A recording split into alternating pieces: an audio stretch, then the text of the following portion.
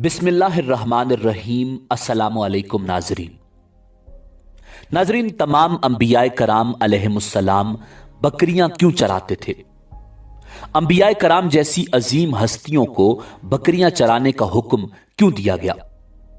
इमामुल अंबिया जनाब मुहम्मदुर रसूलुल्लाह सल्लल्लाहु अलैहि वसल्लम ने भी बकरियां चराईं और घर में बकरियां रखने का हुक्म भी दिया। उस हुक्म की असल वजह क्या है? घर में बकरी पालने की अहमियत और फजीलत क्या है? यही हमारी आज की वीडियो का मौजू होगा।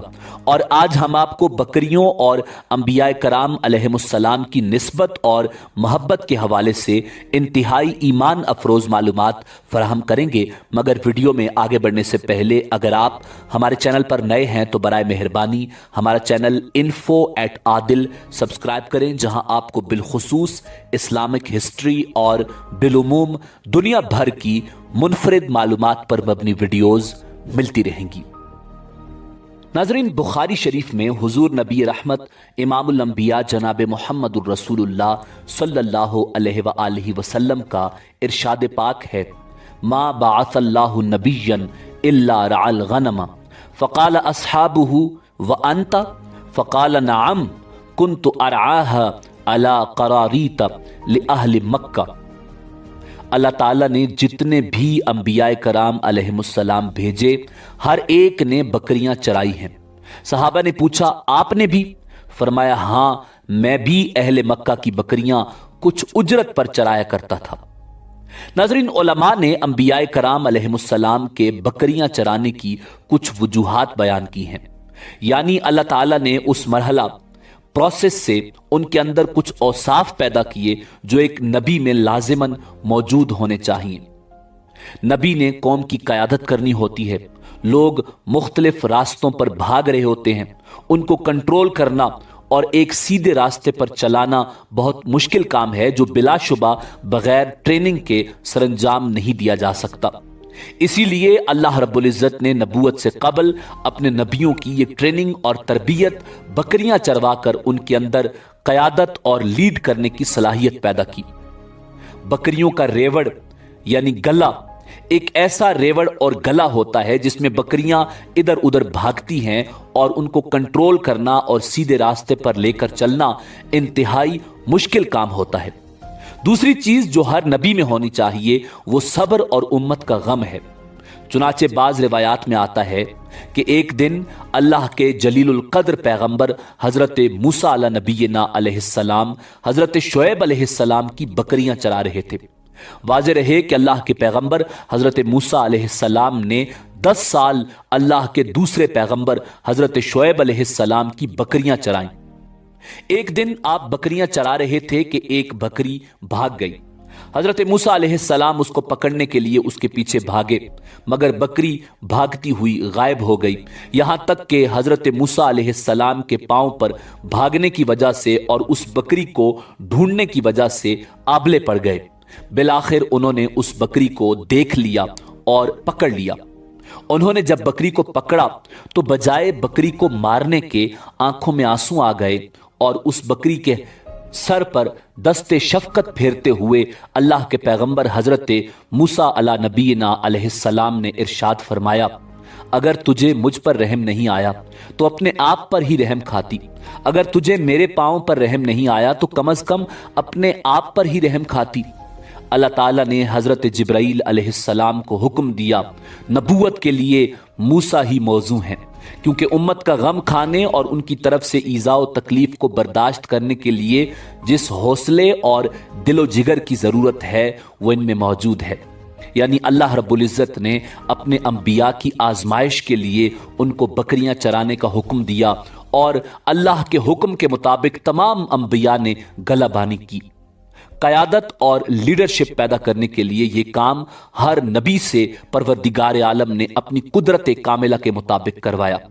پھر زمانے کے ساتھ ساتھ یہ علم ترقی کرتے کرتے آج سوشل سائنس کے عنوان سے یونیورسٹیز میں پڑھایا جاتا ہے، اور مغربی ممالک یورپ و امریکہ کے اکثر لوگ اپنے بچوں کو پہلی ترجیح کے طور پر سوشل سائنس ہی پڑھاتے ہیں تاکہ ہمارے بچے دنیا کی قیادت کر سکیں۔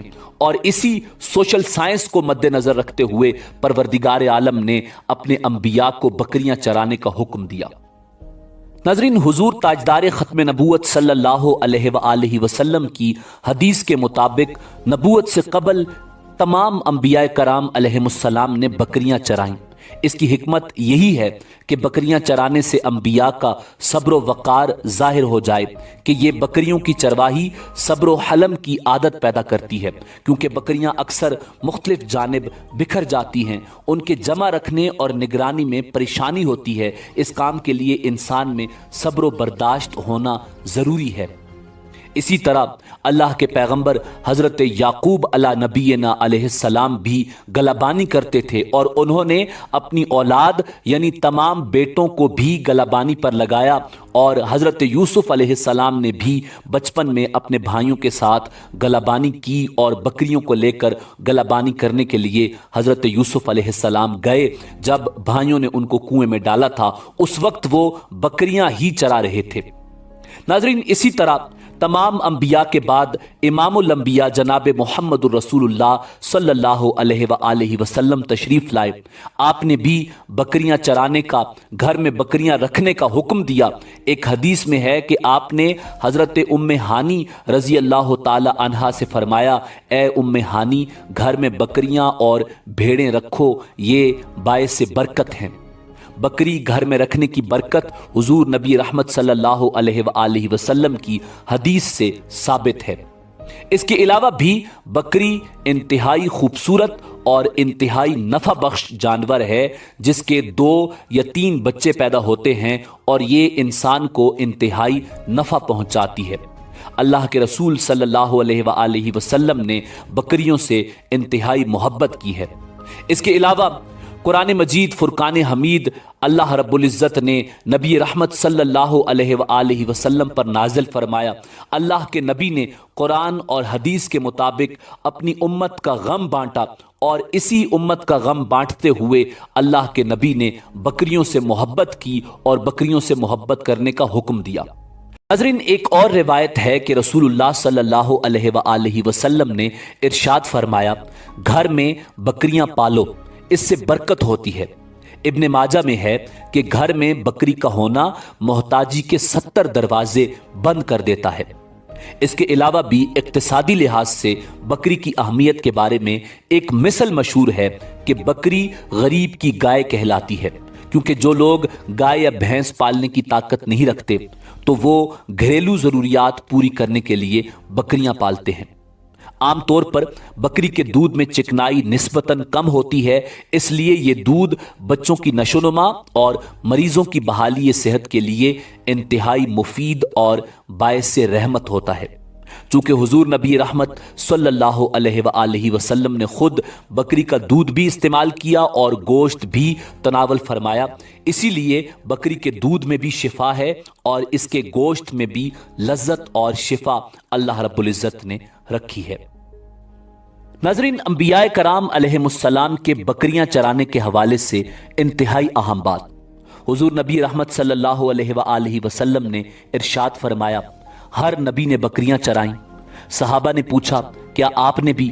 فرمایا، ہاں میں نے بھی۔ یعنی اللہ نے تمام انبیاء کو بکریاں چرانے کا حکم دیا۔ پھر قادیان کا لانتی جس نے نبوت کا جھوٹا دعویٰ کیا، اس کا بکریوں سے کوئی تعلق نہیں تھا۔